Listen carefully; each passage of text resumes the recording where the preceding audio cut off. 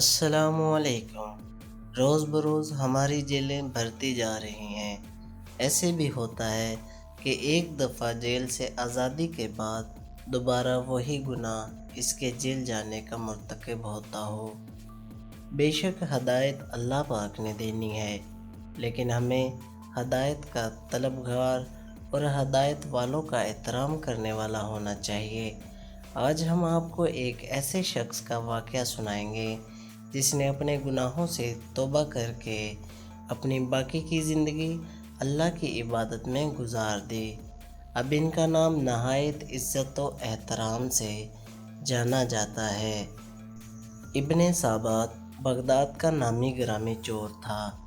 وہ چوری اور ڈکیتی میں ایسا ماہر تھا کہ ہزاروں چوریاں کرنے کے باوجود قانون کی گرفت میں نہیں آتا تھا۔ آخر کب تک بچتا؟ ایک دن اسے گرفتار کر ہی لیا گیا اور قانون وقت کے مطابق اس کا ایک ہاتھ کاٹ دیا گیا۔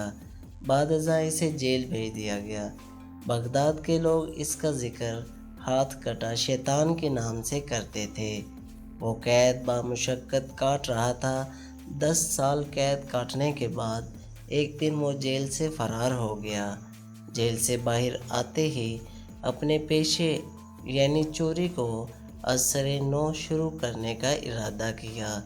ایک ہاتھ کٹ جانے اور قید و بند کی صحبتیں اٹھانے کے باوجود اس کے مزاج پر ذرہ برابر بھی اثر نہیں ہوا تھا۔ ایک رات وہ اپنی مہم پر نکلا۔ پھرتے پھراتے ایک بڑے سے گھر میں داخل ہوا۔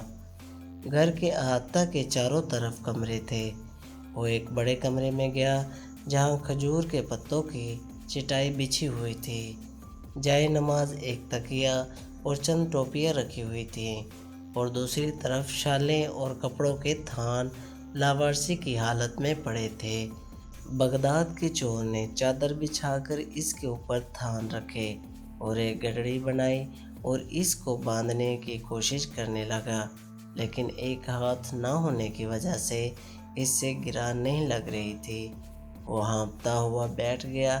عین اسی وقت ایک ضعیف شخص کمرے میں داخل ہوا۔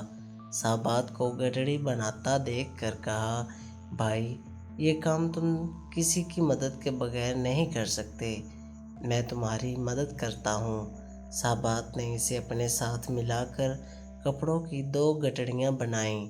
بڑی گٹڑی ضعیف شخص نے اپنے سر پر رکھ لی اور چھوٹی اور کم وزن گٹڑی ثابت کو دے کر کہا، تمہارا ہاتھ نہیں ہے، اس لیے تم کم وزن اٹھاؤ اور جہاں کہو گے میں اسے پہنچا دوں گا۔ ثابت اپنے ٹھکانے کی طرف چل پڑا۔ راستے میں ایک جگہ چڑھائی کی وجہ سے ضعیف شخص کو بڑی دقت پیش آئی۔ ٹھوکر لگی اور گٹڑی سمیت نیچے گر گیا۔ ثابت نے غصے میں گالیاں بکیں اور اس کی کمر پر ایک زوردار لات رسید کی۔ ضعیف شخص جوں توں کھڑا ہوا اور کمزوری کی وجہ سے گرنے کی معافی مانگنے لگا۔ ابن ثابت نے طاقت کے ضم میں دوبارہ بڑی گٹڑی عمر رسیدہ شخص کے سر پر رکھ کر سفر شروع کیا۔ چلتے چلتے وہ ایک کھنڈر میں جا پہنچے جو بغداد کے چور کی پناہ گاہ تھی۔ پھر ابن ثابت نے بزرگ سے کہا کہ دیکھو، پہلے چوری کرنے میں پہنچا تھا اور تم بعد میں آئے تھے، لہٰذا یہ تمام چوری کا مال میرا ہوا اور تمہیں مجھ جیسا سردار پورے بغداد میں نہیں مل سکتا، لہٰذا آج سے تم میرے شاگرد ہو۔ بزرگ شخص نے ادب و احترام سے عرض کیا، بھائی، یہ تمام مال تمہیں مبارک ہو۔ افسوس میں تمہاری کوئی خدمت نہیں کر سکا، بلکہ اپنی کمزوری کی وجہ سے تمہارے لیے پریشانی کا باعث بنا، جس کے لیے میں معافی مانگتا ہوں اور رخصتی کی اجازت چاہتا ہوں۔ خدا حافظ کہہ کر وہ شہر کی جانب چل پڑا۔ دوسری طرف ابن ثابت کے دل و دماغ اور ضمیر کو اپنے ساتھی کے حسن و سلوک نے جھنجھوڑ کر رکھ دیا تھا اور ضمیر کی خلش نے اسے بے چین کر دیا تھا۔ صبح ہوتے ہی بغداد کا چور اس رات کے ساتھی اجنبی چور کی تلاش میں نکلا تاکہ اپنے گزشتہ رات کے سلوک کی معافی مانگ سکے۔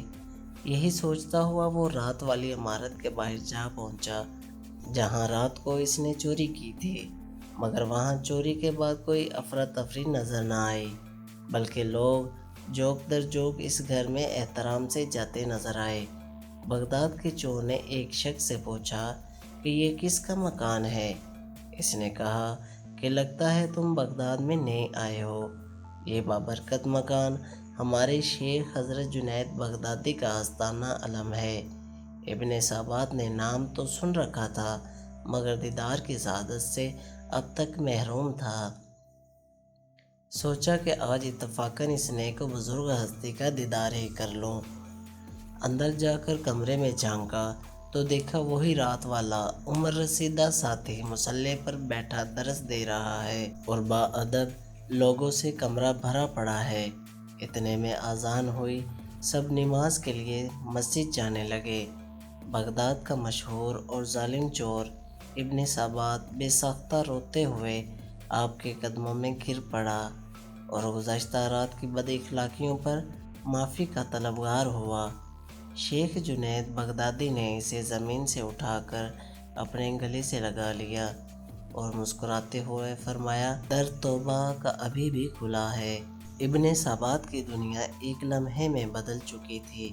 وہ شیخ کے حلقہ واردات میں داخل ہو گیا اور وہ ہاتھ کٹا شیطان، بغداد کا شاطر چور، شیخ جنید بغدادی کے زیر سایہ عبادت ریاضت میں وہ نام لیا کہ اب اسے بغداد کے لوگ بغداد کے چور کی بجائے شیخ احمد ابن سابات کے نام سے نہایت عزت و احترام سے جانتے تھے۔ اس ابن سابات کو ایک مرد خدا جنید بغدادی کے حسن و اخلاق و کردار نے چند لمحوں میں بھی خاصان خدا کی صف میں داخل کر دیا اور بغداد کے چور کو چند لمحوں میں سیدھی راہ پر لانے کی کرامت کا چرچا زبان زد عام ہو گیا۔